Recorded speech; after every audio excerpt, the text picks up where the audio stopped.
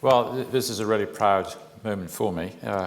Pathway sort of consumed my life for, I guess, the best part of the last 10 years since I became president of society. In fact, I remember Tom in the bar the night I took over from Neil, I think it was, saying, what are you going to do with the next 2 years? And setting up Pathway, I guess, was one of the major activities. So Pathway 3 has always come at the end of the line.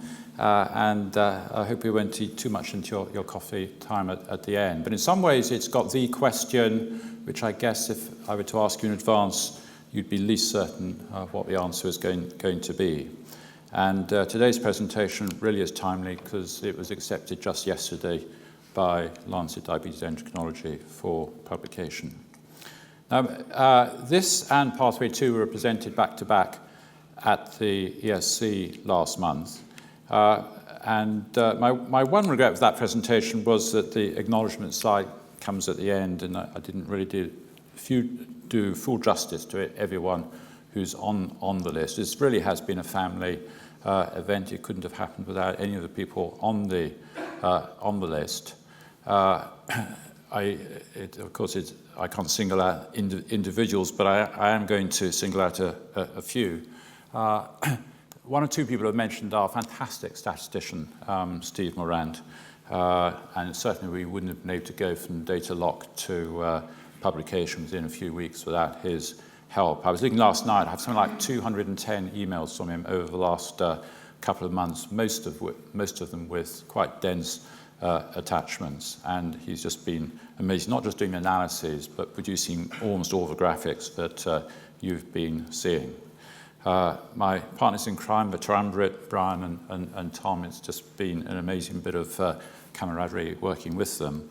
But I think, above all, I want to single out Jackie, the coordinator, because almost daily we've been sort of joined at the waist, as it were. It's not all been a piece of cake pathway, many ups and downs and obstacles, and without Jackie's constant encouragement and help, I don't think we would ever have made it. One person that Tom has asked me to just mention, because he forgot to mention himself, is that the supply of drugs in Pathway 1 was a free gift, but it was something we were very grateful to from Paul Robinson at MSD, and that made it possible not to lose 10% of patients from the ACE inhibitor cough, as we probably would have done if we'd stuck with our original design. So Pathway 3, and this is the background to the questions we were addressing. Diuretics have been around for 2 generations, and yet we still aren't certain what the optimal diuretic treatment is. And we maybe suffer a bit for the view which was predominant for a decade or more, that quotes low-dose thiazides are maximal, and that we can avoid their metabolic consequences without any loss of blood pressure control. We can have our cake and eat it, as it were. And in retrospect, it's sort of amazing that this view, which is against most pharmacological principles, was accepted and was due to really underpowered studies that were performed and published in the 1990s. And the main metabolic consequence is the risk of diabetes. And it was an obvious hypothesis that this was possibly due to potassium depletion and might therefore be avoided by use of potassium-sparing diuretics. So that's the hypothesis that Pathway 3 has set out to test. And put more specifically on this slide, we wondered whether a miloride would have the opposite effect to hydrochlorothiazide on potassium and glucose. And obviously, that would only be of interest if we could show that at the right dose, it would be just as effective at lowering blood pressure. A second, and as you'll see, a key hypothesis was that when we put 2 diuretics together, acting at different places in the nephron, they would be additive, indeed maybe even synergistic, for elimination of sodium and hence blood pressure reduction. And that it was this better blood pressure which would drive a superior metabolic profile on combination diuretic. So again, put into words, the hypothesis was the combination of just half the dose of each of miloride and hydrochlorothiazide will cancel out the undesired effects of a thiazide and potentiate the desirable effect on blood pressure. So here's the design of Pathway 3. In some ways, it was the simplest of the studies in terms of who could go into it. We used to smile at ourselves and say, unless you were very fat and already had diabetes, or too thin and didn't meet the waist profile criterion, almost any hypertensive patient was eligible. They were randomly assigned to one of three parallel group options, either amiloride, hydrochlorothiazide, or a combination of, as I've said, half the doses. And in all three groups, patients were in the study for a total of 6 months. There was forced doubling of the dose halfway through the study. And the primary outcome measurement was the difference from baseline in the 2-hour glucose measured on an oral glucose tolerance test at baseline 12 and 24 weeks. We had a raft of secondary outcomes, but much most important was the blood pressure changes, as in all the other pathway studies, measured at home over 4 days prior to each visit. Now, you've heard a lot about hierarchical primary endpoints, and nowhere was that probably more important than in pathway 3, because we essentially had two overlapping hypotheses. One was that a drug which had the opposite effect on potassium to the thiazide would be beneficial, and the second, that when we put the two drugs together, that too would be beneficial. But that second hypothesis was a sort of higher risk one, and it was very valuable, therefore, we could ask the first one without any loss of power before the second. So here's the first bit of the hierarchical primary endpoint. If that had not been significant, we weren't allowed to go on and test the second bit. If it is significant, we can go on and test the second hypothesis. There were various secondary measures, which I've already alluded to, and you'll see all these as we come to the results. So here's the consort diagram, and there were 441 patients randomized to each of these three groups, and roughly 130 who had at least one follow-up measurement. So they're the ITT population for the primary analysis. There are a number of reasons why patients didn't make the full protocol analysis, either adverse events, deviation from the protocol, etc., as shown here. So firstly, the baseline demographics of the patients, and because we've got three groups in this trial, I'll just show you one to start with to keep the slide simple, and then add the other two in. The average age, just over 60, 40% women, a fairly obese group, because patients had to have one component of the metabolic syndrome in order to be eligible. These are the clinic pressures at entry and the home pressures. Very few of the patients were previously untreated, and in fact, 90% were receiving a background RAS blocker. And as you'll see, the main component of the metabolic syndrome that patients had was central obesity. Approximately a third of the patients had impaired glucose tolerance, defined as a 2-hour glucose over 7.8. This is a retrospective look, because they didn't have their first glucose tolerance test until after randomization. So that's the data for the amiloride group. There were no significant differences between any of the baseline characteristics between the three groups. Now, before I show you the first bit of data, although most of you in the room will be familiar with what I'm talking about, I thought it's helpful just to remind you what a glucose tolerance test is, which is the measurement of plasma glucose over 2 hours after a 75-gram glucose load. And the reason why the primary outcome is 2-hour glucose is that on many long-term studies, 2-hour glucose is the best predictor of who will develop diabetes. And so now let's look at the question whether the 2-hour glucose does vary between patients randomly assigned to a potassium-losing versus potassium-sparing diuretic. And the answer is that they widely separate, with the 2-hour glucose on the thiazide increasing, 2-hour glucose on amiloride decreasing. This is the first time it's been demonstrated that a potassium-sparing diuretic will reduce the 2-hour glucose. And here are the numbers. This is the actual first part of the primary endpoint, that there is just over 0.5 millimole per liter difference in the change from baseline in 2-hour glucose between the diuretics. So since that was positive, we could go on to the second bit of the primary endpoint and look at combination. And this was the bit we were much less certain we would get a positive on. But here, too, you can see that the 2R glucose is significantly different. The change in 2R glucose is significantly different from that in the thiazide group. And here it is in numbers, just under half a millimole per litre for the combination. So these primary endpoints were the average of the 3 and 6 month visits. As Brian drew attention in pathway 2, the differences are slightly larger when we just look at the high dose visit with about 3/4 of a millimole per litre difference between the potassium sparing and potassium losing diuretic. And this slide then puts all the numbers together, so you can see all the primary endpoint data.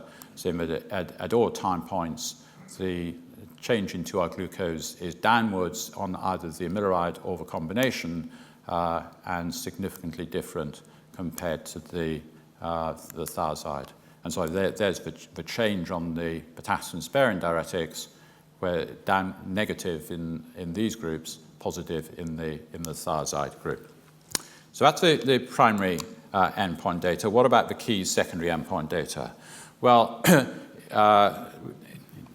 this was a double-blind study, so we have to wait 6 years to find out whether the doses we've chosen of the two groups are matched for blood pressure reduction, and certainly a great relief to find out that 20 milligrams of amiloride is as effective as 50 milligrams of hydrochlorothiazide.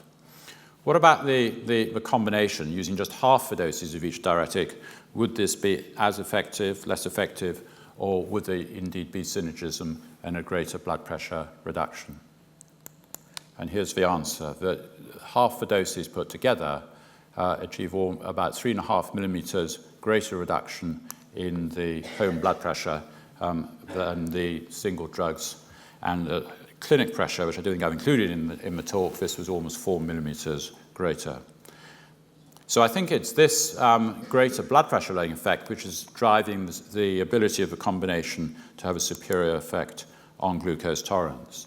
And the reason for the synergism on blood pressure is probably synergism for sodium loss, as reflected in the increase in plasma renin. This is fold change across 12 and 24 weeks, almost identical increases in the thiazide and amiloride group, quite large increases, 4-fold increases. And if I can just digress for a second, that's why in pathway 2 data set, when all those patients were on background thiazide, Brian commented that a normal renin is a low renin for someone on so much background treatment. But the really interesting data here is that when the two drugs are put together, we see almost 2-fold greater further increase in plasma renin compared to the single drugs alone. So turning to some of the other secondary outcomes, we see on potassium that this dose of combination, 10 milligrams of amiloride with 25 hydrochlorothiazide or twice the doses of top dose, have completely cancelled out the fall in potassium on thiazide and rise in potassium on the amiloride. Uric acid, another common metabolic effect of the thiazide, the amiloride is neutral. Here, where blood pressure doesn't come into play, it's interesting to see that the combination is nearer the thiazide than it is to the amiloride. So some blunting, but not a great deal. And then coming back to the glucose tolerance data, one of our secondary endpoints was the area under the curve. And for the amiloride, which is the green line here, you can see there's a progressive reduction, and this is significant over the course of the 6 months. The area under the curve was not significantly improved by the combination diuretic. Now, we looked at the number of patients who developed diabetes, and there was no difference between the groups. We had wondered whether we would see a difference in HbA1c, but in fact, this doesn't differ between the three. And slightly to our surprise, there is a highly significant increase in HbA1c in all three of the diuretic groups, despite the fact that in the amiloride group, where it has still gone up, we know, as you've seen, that the 2R glucose has gone down. So I think this is telling us that HbA1c as everyone knows, has some confounders, and we can discuss after the talk what that confounder may be in terms of its use in patients receiving diuretics. We were interested, as in all the pathway studies, in looking at what things we measured at baseline might predict the response. And I've broken this down into prediction of the 2-hour glucose and then the blood pressure change.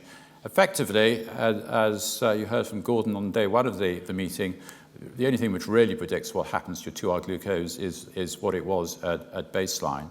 And the patients who become glucose intolerant are those near the top of the baseline range. For blood pressure, again, the starting blood pressure is the main predictor, but also, very interestingly, the plasma renin is a powerful predictor of what happens to your blood pressure on a diuretic. So for every 10-fold difference in your baseline renin, your blood pressure is likely to fall almost 5 millimeters more on diuretic. But having said that, when we then broke the response to the different diuretics down, it turns out that response prediction by the plasma renin is entirely due to the response to amiloride, where there's quite a steep dose response for the blood pressure fall compared to plasma renin. And this will, of course, look very similar to what Brian showed you for spironolactone in pathway 2, whereas for the thiazide, this is much flatter. And most of these patients, 90%, as you saw on a background RAS blocker, and so it does look as though, despite being on a RAS blocker, whether in pathway 2 or pathway 3, the plasma renin is still very informative about the blood pressure response to the drug, and that may be why these drugs are so effective when added into all the other agents. Finally, the underlying hypothesis behind pathway 3 was that the difference in potassium would explain or correlate with the change in glucose. And yet that's not what we find. There is a just significant correlation, but minuscule, when we plot the 2-hour glucose at 6 months against the plasma potassium. So whatever the explanation is for the beneficial effect of amiloride, it's not immediately obvious that it's due to the quite substantial differences in plasma potassium. Finally, the safety data, and as for spironolactone in pathway 2, amiloride turns out to be a very safe drug. We had some withdrawals, very tiny number of serious adverse events. And when I compare this data for the amiloride with the other groups, the only adverse event which is significantly different is hyperkalemia. But even this, it's reported hyperkalemia when some of the values were above the normal range. And if I show you the stacked histogram for pathway 3, as you saw for pathway 2, the numbers of you can see the differentiation of the 3 diuretic groups, with green being amiloride, blue thiazide, and red for combination. But we didn't have anyone with the potassium even over 6 on amiloride in pathway 3, and trivial numbers even outside the normal range.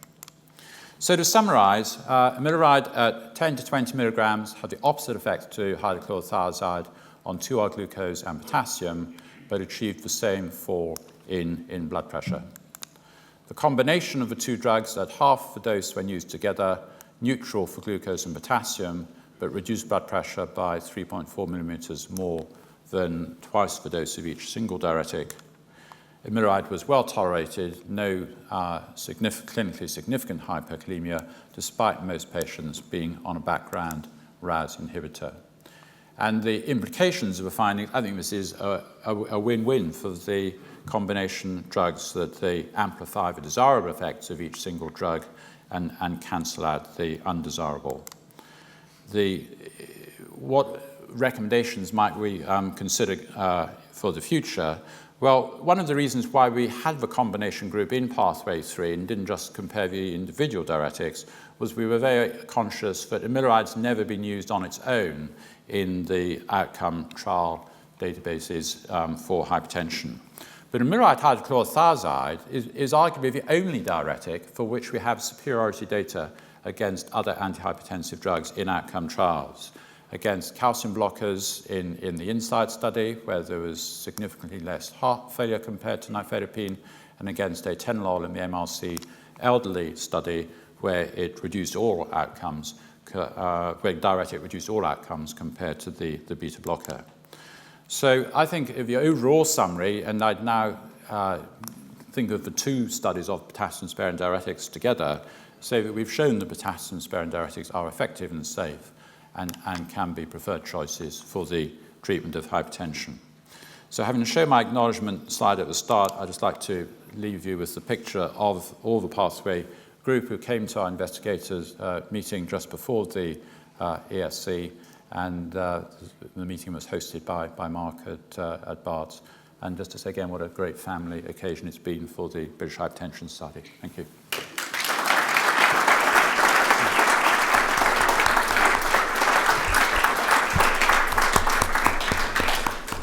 Thank you very much indeed, Maurice. And very much, what I'd like to do is just allow time for a couple of questions just to bring forward before we move to the poster session.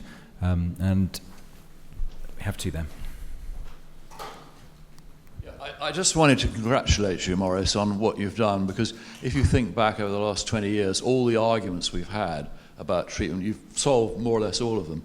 And there's only one left. And to do a double-blind study for over a year is an amazing achievement. And I don't think many people really realize how difficult it is. But the question is, amiloride is a much better drug than spironolactone. And one of the problems with spironolactone is loss of libido, which is a very subtle effect in men, very difficult to pick up, but I'm seriously worried about it. But what about amiloride should be the second choice drug in ABCD from that study you just presented? Shouldn't we get rid of the thiazide and add that in at the end? Well, I think the absence of outcome data may be the obstacle there. And provisionally, we're thinking of talking about DD as double diuretic as what should be first-line treatment in hypertension. Now, it may be that many individuals will say, looking at the amiloride data and knowing what we do about adverse effects of thiazide, why not just take amiloride and let's not worry about the outcome data? I mean, after all, blood pressure is what matters. And no one's yet done a study showing that anything else makes a difference. I think it's a perfectly reasonable view, but I suspect guidelines won't go that far. Individual doctors may choose amiloride, but guidelines will say combination. Thanks. The other question, which is more general, is when are you going to show that amiloride is as good as spironolactone? I mean, so the data from Pathway 2, as Brian hinted, we have the clinic pressures for the people who ran out on amiloride. From memory, it's something like 150 of them did have 10 milligrams of amiloride for the first 6 weeks. And I've seen the data. It shows it's as good as spironolactone 25 milligrams, but not many. It just shows the importance of doing a trial with forced titration. Once it was left to individual discretion whether the dose was changed, it wasn't. So we don't have a lot of data at 20 milligrams in the run-out from Pathway 2. Okay, one more question. Maurice, great study. The HbA1c results are intriguing. What happened to hemoglobin concentration? Didn't change. So the possible confounders that I've wondered about were hemoglobin, just doesn't explain it. Renal function is because HbA1c, it's a small protein, would be eliminated through the kidney. My own speculation is that if you go back to when the thiazide and beta blocker glucose intolerance story first surfaced, and in those days we were talking about older versus newer drugs for hypertension, it wasn't obvious what there was in common between diuretics and beta blockers that was different from what might be in common between ACE inhibitors and calcium blockers. And my crude hypothesis has been, well, the difference is that the older drugs in one way or another are reducing blood flow to the tissues where insulin gets rid of glucose. In one case, just there's less salt and water in the system. In the other case, reducing cardiac output. Whereas the newer drugs are vasodilatory in one way or another. So if you then look at HbA1c, what is the possible confounder? Well, all diuretics are, in one way or another, either reducing or redistributing blood flow.